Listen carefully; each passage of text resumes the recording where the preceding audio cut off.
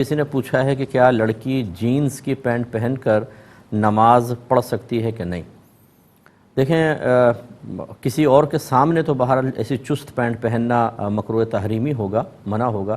لیکن اگر گھر میں ہے اور جینز کی پینٹ پہنتی ہے اور اوپر کوئی بڑی مطلب کپڑا وغیرہ جیسے سکارف ہوتا ہے نیچے تک جا رہا ہے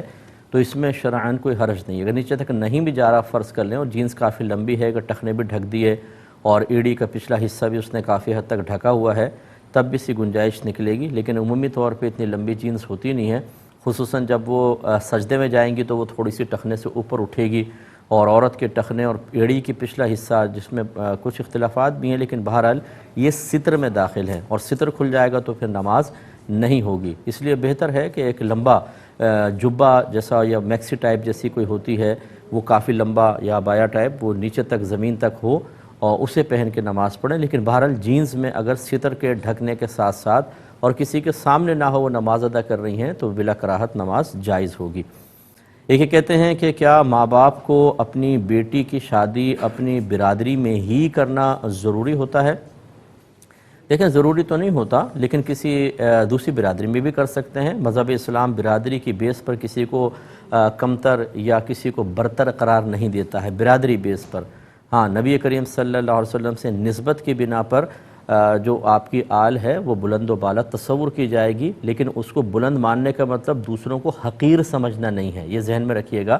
تو مذہب کسی قوم کو حقیر نہیں سمجھتا ہے، لیکن یہ ضرور ہے کہ کچھ ہماری دنیاوی معاملات بھی ہوتے ہیں، کچھ دنیا کو بھی ساتھ لے کے چلنا ہوتا ہے، لہٰذا بچوں کی شادی کسی ایسی برادری میں کر دینا جو مطلب اپنے اخلاقیات کے اعتبار سے یا کسی اور پیشے وغیرہ کے اعتبار سے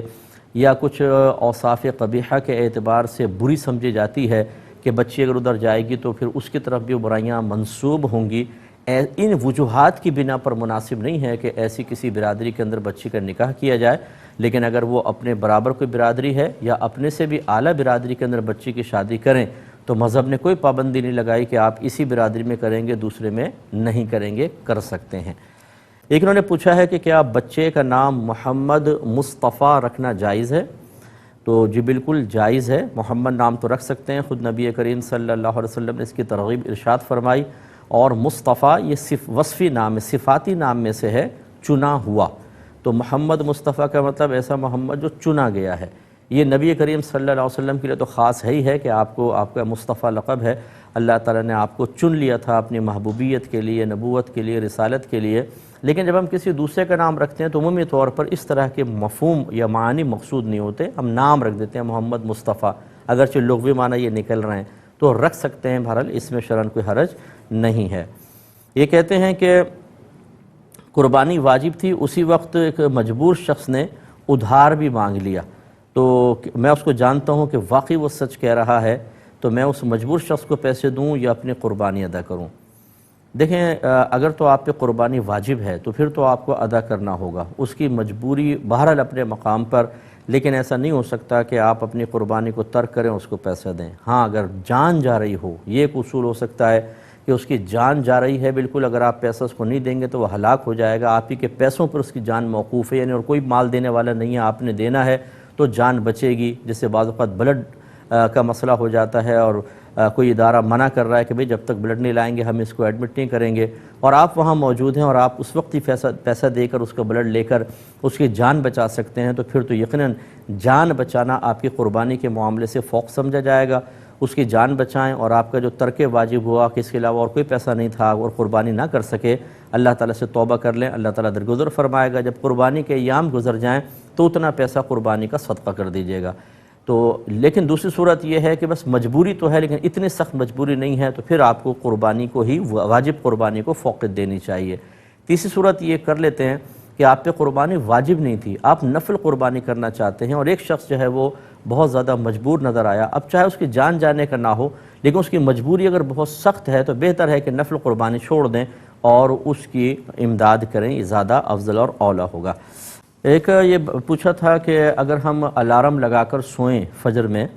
اور اس کے باوجود آنکھ نہ کھلے تو کیا نماز فجر قضا کرنے کا گناہ ہوگا؟ دیکھیں، اس میں دو چیزیں ہوتی ہیں کہ کیا یہ عادت ہی ہو گئی ہے کہ آپ کو پتہ ہے کہ میں الارم لگا کر بھی سوؤں تو اتنی سخت نیند ہے کہ آنکھ کھلے گی نہیں، اور روزانہ ہی تقریباً یہ ہفتے میں 2-3 نمازیں اسی طرح نکل جاتی ہیں، پھر تو آپ پر واجب ہے کہ الارم کے علاوہ کوئی اور بھی طریقہ کار، کوئی اور سورس یوز کریں تاکہ آپ کی نماز قضا نہ ہو۔ ایسی صورت میں تو گناہگار ہوں گے، پہلی دفعہ تو نہیں ہوں گے، لیکن جب آپ نے دیکھ لیا کہ یہ عادت ہے آپ کی، آپ اٹھ ہی نہیں پاتے ہیں، تو پھر دوسرا طریقہ کار اختیار کرنا واجب تھا، اس کے ترک کی وجہ سے گناہگار ہوں گے۔ اور اگر عادتاً ایسا نہیں ہے، ہمیشہ آنکھ کھل جاتی ہے، لیکن کبھی کبھار ایسا ہوتا ہے کہ بہت زیادہ نیند کا غلبہ ہوتا ہے، تھک کر سویا ہوتا ہے آدمی یا دیر سے سوتا ہے، اور پھر مطلب الارم کی وجہ سے آنکھ نہیں کھلی، تو اللہ تعالیٰ درگزر فرمائے گا۔ لیکن اس میں یہ بھی ایک ذہن میں رکھیے گا کہ بعض اوقات ایسا ہوتا ہے کہ ہم پوری نائٹ کچھ نہ کچھ کام کرتے رہتے ہیں، کوئی کھیل کود باتیں یا چلیں اور کوئی کام، لیکن جب بالکل 15-20 منٹ رہ جاتے ہیں تو پھر ہم کہتے ہیں چلو الارم لگا کے سو جاتا ہوں، پھر اٹھ کے نماز پڑھ لوں گا۔ اگر ہمیں یقین ہے کہ میں ایسی صورتحال میں ہوں کہ اس وقت اگر میں سو گیا تو چاہے 10 الارم لگا لوں آنکھ نہیں کھلے گی، تو پھر ایسی حالت میں تو سونا گناہ ہوگا، پھر تو سونا ہی گناہ تھا، آپ تھوڑی دیر اور ویٹ کر لیتے اور نماز فجر اول وقت میں پڑھ کر سو جاتے۔ لیکن اگر ایسا نہیں ہے اور آپ کی عادت بھی پختہ ایسی نہیں ہے تو پھر گنجائش نکلے گی، اللہ تعالیٰ درگزر فرما دے گا۔ کیا کہ میں جب داڑھی میں کنگھا کرتا ہوں تو بال گرتے ہیں، تو کیا میں یہ سنبھال کے رکھ لیتے ہیں؟ کتنے بھی میں چاہتا ہوں کہ جب میں فوت ہوں تو یہ وصیت کر دوں کہ ان کو میرے ساتھ دفن کر دیا جائے، تو کیا یہ صحیح ہے؟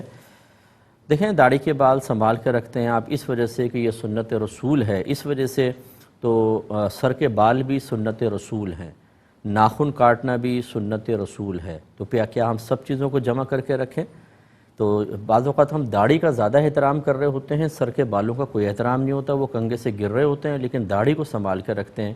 صرف داڑھی کو ہی میرے آقا صلی اللہ علیہ وسلم سے نسبت تو نہیں ہے، دیگر چیزوں کو بھی نسبت ہے، لیکن بہرحال آپ اگر داڑھی کے بال سنبھال کے رکھتے ہیں تو رکھیں، ان کو کہیں سائیڈ میں ڈال دیں یا دفنا دیں، زیادہ بہتر ہے۔ لیکن یہ وصیت کرنا کہ میرے ساتھ قبر میں رکھ دیا جائے، یہ ایک بے جا وصیت ہے، کیونکہ وہ بزرگوں کے بالوں میں تو برکت ہم نے دیکھی ہے کہ چلیں ان کے بال ہوتے ہیں، ان کے جسم سے مس رہتے ہیں، ان کا جسم ذکر الہی کرتا ہے یا وہ ذکر الہی کرتے رہتے ہیں تو اللہ کی رحمتوں کا نزول ہوتا ہے، تو ان کے بالوں میں بھی برکت پیدا ہو جائے، حسن ظن ہوتا ہے۔ اس وجہ سے ساتھ رکھنا اکابرین سے ثابت بھی ہے، اور خود نبی کریم صلی اللہ علیہ وسلم نے اپنے جسم اقدس سے ملی چیزوں کو قبر میں رکھنے کی تلقین فرمائی۔ جیسے بی بی زینب رضی اللہ تعالی عنہا کو عورتوں نے غسل دیا تو نبی کریم صلی اللہ علیہ وسلم نے اس کے بعد اپنا تہبند شریف ایک ان کو دیا اور کہا کہ یہ ان کے کفن میں رکھ دینا، تو یہ اسی لیے تھا تاکہ اس کی برکات حاصل ہوں۔ تو ہم عام طور پہ جو لوگ ہوتے ہیں وہ خود تو کوئی بزرگ تو ہے نہیں، تو پھر آپ کا یہ بے جیسی وصیت ہوگی کہ میری داڑھی کے بال میرے ساتھ دفن کر دینا، وہ کیا آپ کو نفع دیں گے؟ تو اس لیے یہ وصیت بیجا ہے۔ بہرحال داڑھی کے بال سنبھال کے رکھنا اس وجہ سے کہ یہ نبی کریم کی سنت ہے، تو دیگر چیزوں پہ بھی توجہ رکھیے گا، اور اگر دیگر چیزوں پہ توجہ نہیں کرتے تو یہ بھی کوئی اتنی زیادہ کوئی ایسی اہم چیز نہیں ہے۔ یہ اس وجہ سے میں آپ کو عرض کر رہا ہوں کہ بعض اوقات ہم ایک چیز کو ادب قرار دے کر اسے اپنے اوپر قریب بواجب کر لیتے ہیں کہ اس کے خلاف جانے کو سمجھتے ہیں کہ میں بہت بڑا گناہ کر رہا ہوں، حالانکہ یہ مطلوب شرع نہیں ہوتا۔ تو داڑھی کا ادب کرنا، بال کا ادب کرنا، اس کو منع نہیں کر رہا ہوں، لیکن اس کو بہت بڑا ادب سمجھ کر اپنے لیے اس کے خلاف کرنے کو ناجائز سمجھنا، اور اگر ایسا ہو جائے کہ آپ نے داڑھی کے بال کہیں نالی میں گرا دیا، پھینک دیا، تو یہ سمجھنا کہ میں بہت بڑے گناہ کا مرتکب ہو گیا، یہ بھی ٹھیک نہیں ہوتا ہے۔ تو ان تمام چیزوں کے اندر ایک توازن، ایک بیلنس قائم رکھنا بہت ضروری ہے۔ ایک یہ کویسچن کیا کہ بعض اوقات جب ہم فرض نماز ختم کرتے ہیں، کوئی بھی مسجد کا سائل کھڑا ہو کے اور رو رو کے مانگنا شروع کر دیتا ہے، تو ایسے سائل کا مانگنا، اس کو دینا وینا کیا حکم شرع ہے؟ دیکھیں، سب کے سب فراڈی ہوتے ہیں پکے، آپ اچھی طریقے سے جانتے ہیں۔ کتنے لوگوں کو میں نے پکڑا، ان لوگوں کو مسجد کے اندر، ایک مسجد میں وہی کہانی، دوسری مسجد میں وہی کہانی، اور جب ان کو پکڑیں تو پسینہ پسینے ہو جاتے ہیں، اور کہانی بھی ایسے سے سنائیں گے، میرا ٹیوشن سینٹر تھا، میں پڑھاتا تھا، پھر کرائسس میں آ گیا تو اب میں بھیک مانگ رہا ہوں۔ انہیں شرم نہیں آتی ہے کہ کہاں تم ٹیوشن سینٹر چلاتے تھے اتنا بڑا، تو مسجد میں آ کے مانگنا شروع ہو گیا، بیچ میں سارے تمہارے سورسز ختم ہو گئے، اور جھوٹ بولتے ہیں، گناہ کبیرہ کرتے ہیں۔ تو یاد رکھیں کہ مسجد میں اپنے لیے سوال کرنا یہ ویسے ہی مکروہ تحریمی ہے، فقہاء نے اس کو گناہ قرار دیا ہے، اور مسجد کے سائل کو جو اپنے لیے سوال کر رہا ہو اس کو دینا، فقہاء نے لکھا کہ اتنا بڑا گناہ ہے کہ اگر 1 درہم دیا تو 70 درہم اس گناہ کو مٹانے کے لیے مسجد خرچ کریں، یعنی مثال کے طور پہ بیان کیا ہے۔ ہاں، اگر وہ اب خود نہیں مانگ رہا سائل، کوئی کھڑا ہو کے آواز نہیں لگاتا، کچھ نہیں ہے، مسجد کے امام صاحب، یہ کمیٹی کہتی ہے کہ بھئی یہ ایک شخص غریب ہے، اگر آپ کوئی امداد کرنا چاہیں تو اس کی کر دیں، اس طرح کا اعلان شرعاً جائز ہے۔ جو اگر بعض اوقات وہ منقول بھی ہے کہ حضرت علی نماز پڑھ رہے تھے، کوئی سائل تھا تو آپ نے حالت نماز میں اس کو اپنی انگوٹھی اتار کر عطا فرما دی، تو وہ ایسا سائل نہیں تھا کہ مسجد میں صفوں میں کھڑا ہو گیا، شور مچا رہا ہے، وہاں امام دعا کر رہے ہیں، وہاں وہ اپنی تقریر شروع کر دیتا ہے اور تمام لوگوں کی نمازیں ڈسٹرب کرتا ہے اور جھوٹے آنسو بہا رہا ہوتا ہے، جھوٹ بول رہا ہوتا ہے۔ یہ سب پیشہ ور قسم کے لوگ ہیں، بالکل آپ مطلب ان کے دھوکے میں مبتلا نہ ہوں، ان کا پیچھا کرتے رہیں۔ آپ دیکھیں تو کچھ عرصے بعد کہیں پہ جائے گا، ڈھابے پہ بیٹھ کے وہ نہاری کھا رہا ہوگا، اور پورے کے پوری مافیا ہے، یہ تو پوری کی پوری مافیا، ان کے گینگ ہوتے ہیں۔ یہ قربانی کے گوشت بھی لیں گے، قصائیوں کو جا کے بیچ دیتے ہیں، یہ آپ سے دوائیاں رو رو کے مانگیں گے، میڈیکل سٹورز پہ آدھی قیمت پر جا کر بیچ دیں گے، یہ اداروں سے ویلفیئر سے کپڑے اٹھاتے ہیں، راشن اٹھاتے ہیں، اسے جا کر سیل آؤٹ کر دیتے ہیں۔ یہ تو پیشہ ور مافیا ہے، کیوں خواہ ان کو دے دے کر آپ اپنے لیے گناہ جاریہ بھی کرتے ہیں اور ایسے لوگوں کی حوصلہ افزائی کرتے ہیں؟ ان کی حوصلہ شکنی واجب ہے۔ ایک یہ کہتی ہیں، بچی نے پوچھا ہے کہ بعض اوقات ہم کوئی چیز کھائی اور کلی کیے بغیر قرآن پڑھنا شروع کر دیتے ہیں تو لوگ روکتے ہیں اور کہتے ہیں پہلے کلی کرو، اور زبردستی بلکہ کلی کروا کے پھر کہتے ہیں قرآن پڑھو، کیا حکم شرع ہے؟ دیکھیں دو چیزیں، ایک تو ایسی کہ آپ نے مطلقاً کوئی چیز کھائی جس میں نہ خوشبو نہ بدبو، یا کوئی ایسی چیز کھائی جس سے منہ میں خوشبو ہے، پھر تو بغیر کلی کیے قرآن پڑھنے میں کوئی کراہت نہیں ہے، اس میں کوئی مسئلہ نہیں ہے، آپ پڑھ سکتے ہیں، کلی کرنا کوئی واجب نہیں ہے۔ لیکن اگر آپ نے ایسی چیز کھائی جس سے منہ میں گندی سمیل پیدا ہو گئی، جیسے کچی پیاز کھا لینا، یا کوئی اور گندی جیسے نسوار وغیرہ رکھ کے کوئی منہ میں سمیل خراب قسم کی ہو گئی، یا ایسا تمباکو کھانا جس سے جو خوشبودار نہیں ہوتا، گندا منہ میں بدبو پھیل جاتی ہے، پھر ہم قرآن پڑھیں تو یہ غیر مناسب ہے۔ اس میں تو بہتر یہی ہے، حکم ہوگا کہ پہلے آپ کلی کریں، اچھی طرح پیسٹ کریں، مسواک کریں، اس کے بعد آپ قرآن پاک کی تلاوت کریں۔ لہٰذا مطلقاً وداؤٹ اینی کنڈیشن، بغیر کسی قید کے یہ کہنا کہ نہیں جو کچھ بھی کھایا ہے ضرور کلی کر کے قرآن پڑھیں، یہ ایک بیجا سختی ہے، ایسا نہیں ہونا چاہیے۔ صرف بدبودار شے کے ساتھ اس کو مقید کریں تو بہتر ہے۔ ایک انہوں نے پوچھا کہ کسی بچے کا نام مجتبیٰ ہے لیکن گھر والے پیار سے اس کو طوفہ کہہ دیتے ہیں تو کیا حکم شرع ہوگا؟ دیکھیں یہ نک نیم جو ہم بعض اوقات رکھ دیتے ہیں، اگر یہ کسی ایسے متبرک نام کو توڑ موڑ کے رکھا جائے تو پھر ٹھیک نہیں ہے، ناموں کو اس طرح نہیں توڑنا چاہیے، یہ غلط چیز ہوتی ہے۔ آپ ہاں ایک ہے کہ کچھ اور نام رکھ دیا، جیسے نام مجتبیٰ اور گڈو پکارنا، اب یہ مجتبیٰ کو توڑ کے نہیں رکھا گیا، گڈو ہے، پپو ہے، نکو ہے، کچھ اور نام رکھ دیتے ہیں، اس کی گنجائش نکلتی ہے۔ لیکن اچھے متبرک ناموں کو جن کی نسبت اکابرین سے ہو، جس کی نسبت اللہ تعالیٰ سے ہو، خاص طور پہ ہمارے نبی کریم صلی اللہ علیہ وسلم سے ہو، اس نام کو توڑ کر اس کی شارٹ کوئی ٹرم بنا لینا اور اس کو یوز کرنا، یہ شرعاً ٹھیک نہیں ہوگا، ایسا نہ کہ بھائی نے فرمایا کہ کیا سارے گناہوں پر ایک ساتھ توبہ کرنا شرعاً درست ہے؟ دیکھیں اس اعتبار سے کہ مجھ سے بہت سارے گناہ ہوئے، اللہ تعالیٰ میرے گناہوں کو معاف کر دے اور میں ان سب سے توبہ کرتا ہوں، کہ اجتماعی توبہ کو بعض بزرگوں نے جائز قرار دیا۔ لیکن جب آپ گناہوں کے تقاضوں کے اعتبار سے توبہ کو دیکھیں گے تو پھر ایک توبہ سب کے لیے کافی ہرگز نہیں ہوگی۔ مثال کے طور پر کسی نے نماز قضا کی ہیں، کسی نے روزے چھوڑے ہیں، کسی نے زکوٰۃ ادا نہیں کی ہے، کسی نے شراب پی ہے، ان تینوں کی توبہ میں فرق ہوتا ہے کہ جس میں آپ نے کوئی بدنی عبادت ترک کی ہے تو توبہ کے ساتھ ساتھ قضا بھی کرنی پڑے گی، صرف توبہ سے تو قضا نہیں معاف ہو جائے گی۔ اسی طرح اگر زکوٰۃ کی ادائیگی میں تاخیر کی ہے یا کسی سال قربانی نہیں کی تو قربانی کی بعد میں آپ کو کفارہ دینا ہوگا، یعنی قربانی کا پیسہ صدقہ کرنا ہوگا۔ زکوٰۃ کی ادائیگی میں تاخیر کی تو اس تاخیر پر توبہ ہے لیکن زکوٰۃ ادا کرنی ہوگی۔ شراب وغیرہ پہ اگر شراب پی تھی اس پر اگر توبہ کریں گے تو صرف اتنا ہے کہ آپ آئندہ اس گناہ کے نہ کرنے کا خوف خدا کی وجہ سے پختہ ارادہ کریں، اور یہ ارادہ صرف اللہ کی رضا کی خاطر، عذاب کے خوف کی وجہ سے ہوئی ہے۔ اسی طرح آپ بندوں کے آ جائیں، کسی کا آپ نے مالی نقصان کیا ہے، کسی کا جسمانی نقصان کیا ہے، کسی کو روحانی اذیت پہنچائی ہے، تینوں کی توبہ کا طریقہ مختلف ہوتا ہے۔ تو یہ سوچنا کہ اگر میں اجتماعی طور پہ سابقہ گناہوں کی توبہ کر لوں تو شاید سارا ہی تقاضا پورا ہو جائے گا، ایسا نہیں ہوتا ہے۔ اس کے باقاعدہ علم سیکھنا بہت ضروری ہے۔ میری کتاب قرب الہی پڑھیں، اس میں بڑی تفصیل سے یہ چیزیں میں نے ذکر کی ہیں۔ ایک کیا تھا کہ اگر گولڈ گروی رکھا ہو تو قربانی اور زکوٰۃ کا کیا حکم ہے؟ دیکھیں جو چیز ہم رہن رکھ دیتے ہیں اس پر نہ رکھوانے والے پر زکوٰۃ یا قربانی ہوتی ہے، نہ رکھنے والے پر ہوتی ہے، تو یہ اس لیے اس پر تو کچھ بھی نہیں ہوگی۔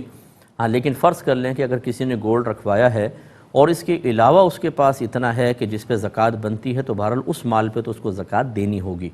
اسی طریقے سے اگر اس گولڈ کے علاوہ ان کے پاس اتنا مال ہے قربانی کے ایام میں جس سے قربانی کا نصاب پورا ہوتا ہو تو قربانی بھی واجب ہوگی، لیکن جو رکھا ہوا ہے اس کے اوپر نہیں ہوگی۔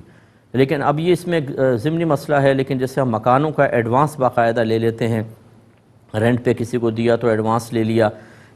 اس میں آرا تھوڑی سی مختلف ہیں۔ بعض اس کو چونکہ یہ رہن ہی ہوتا ہے ایک طریقے سے کہ وہ زر ضمانت کے طور پہ یہ زر ضمانت ہے کہ اگر کرایہ دار کوئی کرایہ نہیں دیتا یا جاتے ہوئے کوئی چیز توڑ پھوڑ جاتا ہے، خراب کر دیتا ہے تو مینٹیننس کے لیے اس کو یوز کرتے ہیں، پھر باقی اس کو دے دیتے ہیں۔ تو اس طرح تو اس میں رہن کا ایک مفہوم موجود ہے، لیکن ہم یہ دیکھتے ہیں کہ اس پیسے کو باقاعدہ رکھا نہیں جاتا، یوز کیا جاتا ہے، ورنہ رہن کی جو چیز ہوتی ہے اسے رکھنے والا استعمال نہیں کر سکتا، اس کا استعمال کرنا حرام اور گناہ کبیرہ ہے، کیونکہ یہ قرض کی صورت ہے اور قرض کے اوپر یعنی ایک مطلب قرض جیسا ہے، قرض کے اوپر نفع لینا حرام ہے، لیکن اس کو یوز نہیں کر سکتے، اس کو قرض تو کہتے ہیں یوز، لیکن اب جو ایڈوانس ہے اسے تو باقاعدہ یوز کر رہے ہیں۔ اس میں اختلاف ہے کہ کچھ کہتے ہیں اس پہ زکوٰۃ نہیں ہوگی رہن پر قیاس کر کے، اور جو قرض کہتے ہیں قرض والے کے اوپر تو یقینی سی بات ہے آپ نے کسی کو قرض دیا ہو تو اس پہ سال بہ سال زکوٰۃ بنتی رہتی ہے، اور اگر وہ مال کسی کے پاس ہے وہ اقرار کر رہا ہے اور بقیہ مال مل کر یا وہ اتنا ہے کہ جو نصاب تک پہنچ جائے تو قربانی لازم ہوگی۔ ہم اسی پر فتویٰ دیتے ہیں کہ اس پر زکوٰۃ بھی ہونی چاہیے اور قربانی بھی کے بھی حساب میں اس کو شمار کرنا چاہیے۔ ایک انہوں نے پوچھا کہ مرد کو ڈائمنڈ پہننا کیسا ہے؟ تو یہ شرعاً جائز ہوتا ہے، نگی ہے، اس کو نگ کے طور پہ آپ استعمال کر سکتے ہیں، لیکن انگوٹھی جو آپ یوز کریں جس کو حلقہ کہتے ہیں وہ چاندی کا ہونا چاہیے اور 4.5 ماشا سے کم وزن کا ہو، کسی اور دھات کے ساتھ نہ پہنے، نہ سونے کے ساتھ پہن سکتے ہیں، تو گویا کہ اس کو پہن سکتے ہیں، لیکن بہتر ہے کہ نہ پہنیں، کیونکہ ہمارے نبی کریم صلی اللہ علیہ وسلم نے یقیناً نگینے والی انگوٹھی پہنی ہے، مہر والی انگوٹھی بھی پہنی ہے، اس لیے اس کو تو کہہ سکتے ہیں کہ ایک طرح سے سنت ہے، لیکن اگر ڈائمنڈ والی پہنیں گی تو ڈائمنڈ چمکتا ہے، لائٹ پڑتی ہے، تو خواہ مخواہ کا مطلب پھر ایک آدمی اداکاری ریاکاری میں مبتلا ہوتا ہے، عجب و خود پسندی پیدا ہوتی ہے، بعض اوقات تکبر میں انسان مبتلا ہو جاتا ہے، اس لیے مرد حضرات کو اس سے اجتناب بھی کرنا چاہیے۔ اور یہ انگوٹھیاں جو ہیں مرد کے اندر ایک نازکی سی پیدا کر دیتی ہیں، اسی لیے رحمت کونین صلی اللہ علیہ وسلم نے اپنے دور میں تو خاص طور پر، ویسے تو قیامت تک کے لیے حکم ہے، لیکن وہ دور ایسا تھا کہ جس میں جہاد ہو رہا تھا، جنگیں تھیں، اسلام کا غلبہ مقصود تھا، تو وہاں صحابہ کرام کو سختی کے ساتھ اس قسم کے تمام زیوروں سے منع کیا، کیونکہ اس سے نزاکت پیدا ہوتی ہے اور پھر انسان مردوں والے کام بہت سے نہیں کر پاتا ہے۔ پھر کویشچن میں مزید لے لیتا ہوں۔ کسی بھائی نے کہا کہ میں ٹیکسی چلاتا ہوں اور اسی سے میرے ذریعہ کمائی ہے، ذریعہ آمدنی ہے، تو مجھ پر قربانی واجب ہوگی یا نہیں ہوگی؟ دیکھیں، ٹیکسی ہو یا اسی طرح کارخانے کے اندر آپ نے کوئی مشینیں وغیرہ رکھی ہوں، یہ چیزیں آپ کی حاجت اصلیہ کے تحت آتی ہیں، یعنی ضروریات زندگی کی چیزیں کہلاتی ہیں۔ جیسے آپ کی اپنی کار ہے، اپنی موٹر سائیکل ہے، چاہے 4 کاریں آپ کے گھر کے اندر اور چاروں استعمال ہوتی ہیں، تو یہ حاجت اصلیہ میں شمار ہوتی ہیں، اور ان پہ نہ زکوٰۃ ہوتی ہے نہ ان کے بنا پہ قربانی واجب ہوگی۔ تو لہٰذا ٹیکسی اگر آپ چلاتے ہیں باقاعدہ اس پر تو نہیں ہوگی، اس سے جو آپ ٹیکسی سے اجرت حاصل کرتے ہیں وہ اگر قربانی کے 3 دنوں میں دیگر مال کے ساتھ مل کر یا بذات خود اتنی ہے کہ جس سے آپ 52.5 تولہ چاندی خرید سکتے ہوں تو پھر قربانی کا وجوب ہو سکتا ہے، لیکن صرف ٹیکسی کی موجودگی جو آپ چلا رہے ہیں اس ٹیکسی کی بنا پر قربانی واجب نہیں ہوگی۔ یہ کہتے ہیں کہ کیا اگر کسی کے پاس خالص سود کی رقم ہو تو کیا دوسرا شخص دھوکے سے اس رقم کو حاصل کر لے یا اس سے لوٹ کر لے جائے تو کیا اس کو آخرت میں کوئی انجام بھگتنا پڑے گا؟ دیکھیں، یہ کس نے کہہ دیا کہ اگر کوئی ناجائز رقم کسی کے پاس ہے تو آپ کے لیے لوٹ مار اور مطلب دھوکہ دینا شرعاً جائز ہو جائے گا؟ ٹھیک ہے نا، تو وہ رقم جب وہ ہے ہی حرام تو پھر یہ لوٹ مار کر کے اس کے لیے طیب اور حلال کہاں سے ہو جائے گی؟ تو ایک تو لوٹ مار کرنا، پھر دوسرا دھوکہ دینا، یہ فی نفسی ہی دونوں الگ مستقل گناہ۔ پھر اس رقم جو آپ کہہ رہے ہیں حرام قطعی ہے تو آپ کے پاس آ کر کوئی لوٹ مار کے ذریعے طیب اور حلال تو نہیں ہوگی، اس حرام رقم کا پھر اس شخص کو استعمال کرنا یہ بھی گناہ، تو لہٰذا وبال آخرت ہے۔ اس طرح کے قیاسات کر کے حرام قطعی چیزوں کو اپنے لیے حلال کرنے کی کوشش ہرگز نہیں کرنی چاہیے، اس میں نقصان ہوتا ہے، ہمیشہ علماء سے مسئلہ معلوم کر لینا چاہیے۔ کہتے ہیں کہ ایک ایجنٹ ہے، ایک شخص تھا وہ 90 لاکھ روپے میں اپنی زمین یعنی زمین بیچنا چاہتا تھا، اس ایجنٹ نے اس کو یہ کہا، مڈل مین نے، کہ میں آپ کو 90 لاکھ روپے دلواؤں گا لیکن دوسری پارٹی سے جتنا زیادہ میں لینا چاہوں لوں گا، اور اس کے علاوہ میرا کمیشن تو ہے ہی ہے۔ تو اس طریقے سے یہ طے کرنا کیسا ہے؟ دیکھیں، یہ صحیح نہیں ہے، چیز اس کی ہے، آپ کیسے اس چیز کے اوپر زیادہ پیسے میں کر کے اس کو بیچ کر اور اس پیسے کو رکھ سکتے ہیں؟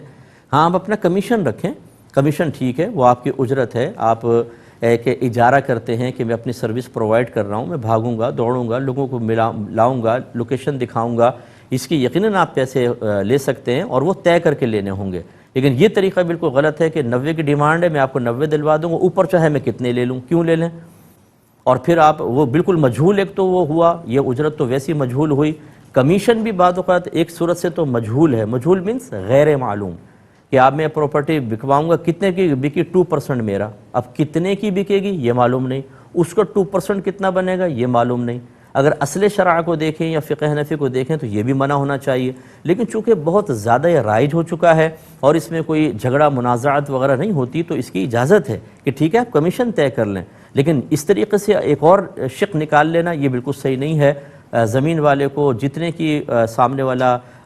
قیمت بتائے آپ اس کو بتائیں کہ بھئی اتنا آپ وہ ڈیمانڈ کر رہا ہے، مطلب اتنے کی آفر کی ہے، اگر آپ کہتے ہیں تو یس کرتا ہوں، جتنے بھی بکے گی اس کا 2%، 3%، 4% میرا ہوگا۔ اچھا بعض اوقات تو ایک اس سے اگلا قدم اٹھاتے ہیں، جھوٹ بولتے ہیں،